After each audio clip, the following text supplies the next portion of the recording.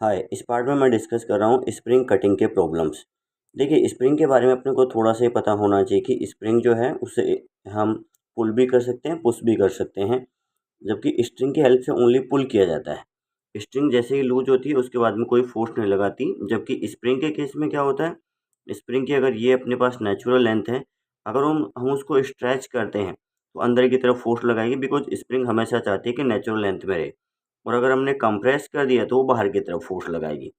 एक तो इसका ध्यान रखें। दूसरा अपने पास ध्यान रखें कि सिस्टम में अगर किसी टाइप के चेंजेज आते हैं तो स्ट्रिंग अपना टेंशन वो इंस्टेंटेनियसली चेंज कर लेती है, उसको कोई टाइम लैग नहीं चाहिए होता है। जबकि स्प्रिंग को चेंज करने में थोड़ा टाइम लगता है, बिकॉज जैसे हमने इस स्प्रिंग को कट किया तो इसको हो सकता है कि अभी इमीडिएटली आफ्टर पता ना लगे। जब आपके पास में सिस्टम के अंदर कुछ चेंजेज आएंगे, ये जैसे स्प्रिंग ऊपर नीचे मूव करेगी, तब इसकी लेंथ चेंज होगी, तब यहाँ पे फोर्स चेंज होगा। क्योंकि हमें पता होना चाहिए कि फोर्स जो स्प्रिंग फोर्स वो हम नोट करते हैं के इंटू एक्स से मैग्नीट्यूड वाइज, अदरवाइज एक नेगेटिव साइन लगता है। तो ये जो एक्स जब चेंज होगा तब अपने को ये स्प्रिंग फोर्स को चेंज करना पड़ेगा। अदरवाइज अगर एक्स की वैल्यू सेम है तो एफ को हम सेम रखेंगे। तो हम ध्यान रखें, स्प्रिंग में जो टेंशन है वो इंस्टेंटेनियसली चेंज हो जाएगा। स्प्रिंग के फोर्स को अगर सिस्टम में किसी टाइप का चेंजेस करते हैं तो इंस्टेंटेनियसली चेंज नहीं होगा, उसको थोड़ा टाइम लगता है। लेकिन हाँ, जिस स्प्रिंग को कट कर दिया हमने उसका तो टेंशन जीरो हो जाएगा, ये हम ध्यान रखें।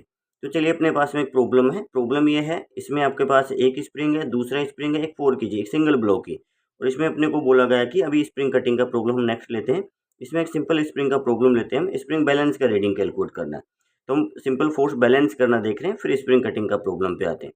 तो यहाँ पे देखिए, इस ब्लॉक के इक्विलिब्रियम की बात करेंगे तो नीचे लगेगा 4G, ऊपर लगेगा अपने पास में एफ स्प्रिंग। तो ये अपने पास में स्प्रिंग बी है, तो हमने बोला K B into X B F B.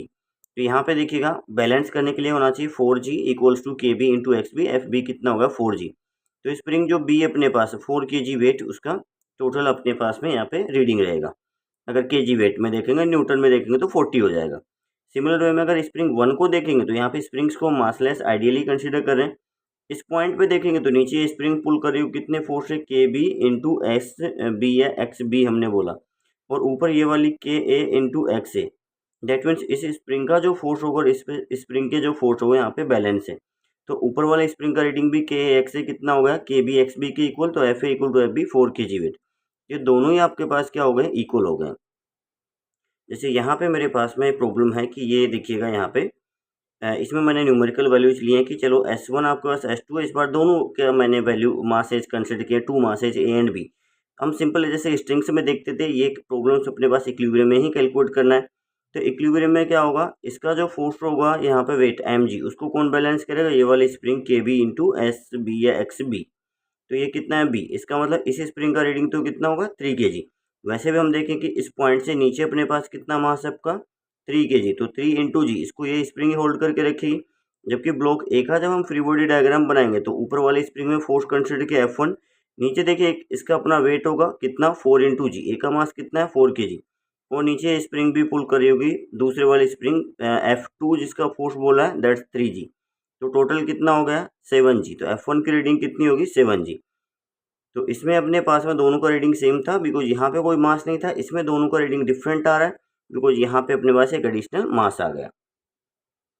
अब आइए करते हैं हम स्प्रिंग कटिंग के प्रॉब्लम्स। तो कुछ पॉइंट्स मैंने स्टार्टिंग बताया, उनका ध्यान रखें कि स्प्रिंग में जिसको कट कर देंगे उसका तो टेंशन इंस्टेंटेनियसली जीरो हो जाएगा, उसका फोर्स जीरो हो जाएगा। जबकि अदर स्प्रिंग्स को चेंज होने में थोड़ा टाइम लगेगा। जब स्प्रिंग का लेंथ चेंज होगा उसी के बाद में स्प्रिंग फोर्स चेंज होगा, अदरवाइज नहीं। तो यहाँ पे चलिए मैंने कंसिडर किया both masses as are of equal value. Acceleration calculate करना है ब्लॉक्स का, 2 वाला केस है, फिर हम 3 वाला केस भी लेते हैं। Spring S1 cut, only spring S1 consider करें, and only spring S2 cut. So ऐसे प्रॉब्लम्स को डील करने के लिए सबसे पहले हम ट्राई करें कि स्प्रिंग्स को कट करने से पहले फोर्सेज कितने होंगे, क्योंकि हमें इमीडिएटली आफ्टर चाहिए। तो जिस स्प्रिंग को कट नहीं किया उसके अलावा जितने भी स्प्रिंग होंगे उनमें इमीडिएटली आफ्टर कटिंग उतना ही होगा जितना इमीडिएटली बिफोर कटिंग था। तो हम बिफोर कटिंग वाले फोर्सेज पहले, जो कि इक्विलिब्रियम कंडीशन होगी, उनको देखेंगे। तो यहाँ पे देखिएगा, अगर हम इस वाले ब्लॉक को देखते हैं, यहाँ पे S2, ये वाले M2 को देखें, तो इस स्प्रिंग में जो फोर्स होगा K2X2 वो किसके इक्वल होगा, mg के इक्वल। तो यहाँ पे K2X2 mg के इक्वल। फिर यहाँ पे जब आएंगे हम, तो यहाँ पे आएंगे तो ये कितना हो जाएगा mg इसका, तो इस पे भी अपना एक M1g हमने बोला जो कि mg है। दूसरा नीचे से ये स्प्रिंग भी पुल कर रही होगी कितने से, K2 इंटू X2 से, और ऊपर कितना लग जाएगा, K1 इंटू X1। तो इस स्प्रिंग ने कितना होल्ड करके रखा है, mg, इसने कितना होल्ड किया, 2mg। तो इसमें फोर्स कितना है, अगर F2 हम बोले वो कितना होगा, mg, और ये कितना हो जाएगा 2mg। ये जस्ट बिफोर कटिंग। अब देखिए S1 को कट कर दिया, S1 को इसको कट कर दे तो इसका तो टेंशन कितना हो जाएगा, ये इसका स्प्रिंग फोर्स 0। लेकिन इसको नहीं पता लगा कि ऊपर की स्प्रिंग कट चुकी है, बिकॉज ये ब्लॉक जब नीचे आएगा उसके बाद ये लेंथ चेंज होगी, फिर इसके फोर्सेज चेंज हो गए, तब जा करके सिस्टम में इस वाले को कुछ पता लगेगा। तो हमने कंसिडर किया कि ओनली S1 को जब कट किया तो K1 X1 जो यहाँ वाला फोर्स है वो 0 हो जाएगा। तो M1 को देखें, M1 पे अपना एक mg लग रहा था, प्लस इस वाले स्प्रिंग को नहीं पता लगा कि ऊपर की स्प्रिंग कट चुकी है, तो एक mg वो फोर्स भी लग रहा था अपने पास यहाँ पे K1 X1 K2 X2 mg के इक्वल। तो इस वाले ब्लॉक पे बेसिकली डाउनवर्ड फोर्स में एक अपना वेट mg प्लस एक स्प्रिंग की हेल्प से mg, कितना हो गया 2mg। मास कितना है 2m, तो एक्सेलेरेशन कितना आ गया g, और वो कौन से डायरेक्शन में, डाउनवर्ड। तो इसका एक्सेलेरेशन कौन सा है, कितना रहा अपने पास, यहाँ पे कैलकुलेट करेंगे हम।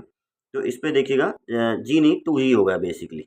इस पे मास अपने पास कितना हो गया mg प्लस mg एक और, तो टोटल 2mg, मास m है तो कितना हो गया 2g डाउनवर्ड। तो इसका एक्सेलेरेशन अपने पास 2g आ गया। अब आइए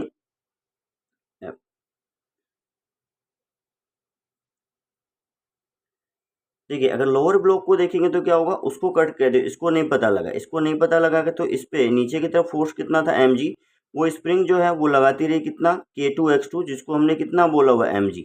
इसका मतलब इसका तो अभी भी इक्विलिब्रियम है, तो इसका टेंशन, इसका एक्सेलेरेशन कितना होगा, 0 हो गया। तो देखिएगा जब इसको कट किया तब ये तो 2g से नीचे आ रहा है और इसका एक्सेलेरेशन 0 है। अब चेंज कर दिया हमने सिस्टम के अंदर, तो ये आंसर अपने पास 0 रहा। ओनली स्प्रिंग 2 को कट करेंगे, जब ओनली इसको कट करेंगे तो आंसर क्या होना चाहिए, ये वाले पे जो K2 X2 है इसकी वैल्यू 0 हो जाएगी। तो इस पे फोर्स नीचे कितना लगेगा, mg, मास कितना है m, तो इसका एक्सेलेरेशन तो g आ गया, दैट्स इन डाउनवर्ड डायरेक्शन। उस वाले का क्या होगा, अगर m1 का मैं यहीं पे आंसर देखता हूँ तो ऊपर जो स्प्रिंग है उसको नहीं पता लगा, वो फोर्स लगा रही थी कितना, K2 X2 की वैल्यू अपने पास में निकल के आई थी 2mg। यहाँ पे ये 1 बोला हुआ है, सॉरी, उसको हमने उसको 1 बोला हुआ है, तो वो K1 X1 की वैल्यू कितनी होगी, वो अपने पास में आ जाएगी 2mg। तो ये अपने पास 2mg, नीचे कितना लग रहा है अपना, उसका वेट होगा mg। तो यहाँ पे देखिएगा हमने सोल्व किया है, तो ये जो नीचे वाला ब्लॉक अपने पास था 2 वाले का हमने कैलकुलेट किया, तो वो तो g आ गया डाउनवर्ड। अपर ब्लॉक पे कितना होगा, K1 X1 2mg प्लस नीचे mg, तो 2mg minus mg, net force upward direction में mg और एक्सेलेरेशन g अपवर्ड डायरेक्शन में। देखिए एक और प्रॉब्लम देखते हैं, इसमें भी अपने पास में हमने मासेज चेंज किए ओनली। तो जैसे ये m है, 2m है, S1 और S2, तो सीधे इक्विलिब्रियम की कंडीशन से हम देख सकते हैं। वैसे अगर प्रॉपरली देखें तो नीचे कितना लग रहा होगा 2mg, ऊपर कितना K2 इंटू X2, तो ये कितना होगा 2mg। फिर यहाँ पे कितना होगा, इस पे नीचे लग रहा होगा K2 X2, ये रहा इसका अपना वेट, और ऊपर बैलेंस कौन रखा होगा K1 X1, वो कितना होगा 3mg। फिर से देखिएगा block just after S2 is cut, only इसको कट करने की बात की, इसको कट कर देंगे तो ये वाला ब्लॉक तो सीधा नीचे गिरेगा, 2mg इसका वेट और मास 2m, तो ये तो g से नीचे गिर गया, देखिएगा। इसको कट करने पर इसको नहीं पता लगा, तो वो स्प्रिंग जितना बिफोर कटिंग फोर्स लगा रही थी 3mg, उतना अभी भी लगाती रही। अभी भी जब ये लगाती रही तो आपके पास कितना होगा, ऊपर फोर्स आपका K1 X1 दैट्स 3mg, ये कितना हो जाएगा 3mg।